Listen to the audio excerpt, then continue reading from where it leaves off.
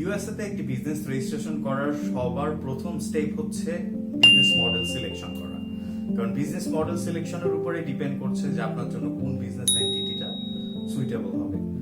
Next step হচ্ছে আপনার member size কি আছে, মানে আপনার বিজনেস পার্টনার কয়জন আছেন বা আপনি আপনার বিজনেসের মেম্বার কতজন আছেন, ওইটার উপরে ডিপেন্ড করছে যে single member business registration better হবে নাকি আপনার মাল্টি মেম্বার আর নাকি আপনার ইনকর্পোরেশন করলে আপনার জন্য সুইটেবল হবে।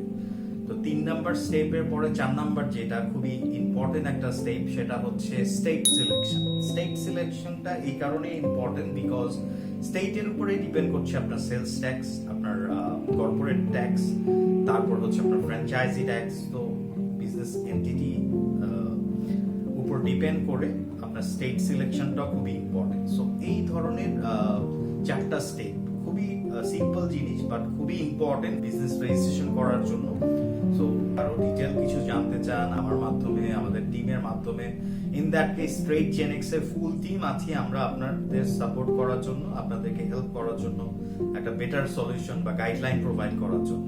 সো দেরি না করে নিচের যে হোয়াটসঅ্যাপ নাম্বারটা আছে এখানে আপনারা চাইলে টেক্সট করে আমার সাথে ডিরেক্ট কানেক্ট হয়ে যেতে পারেন, আমার সাপোর্ট টিমের সাথে কানেক্ট হয়ে যেতে পারেন, অথবা চাইলে একটা ফ্রি বিজনেস কনসালটেশনের মাধ্যমে আরো ইন ডিটেল আমার সাথে কমিউনিকেশন করতে পারেন। Thank you so much.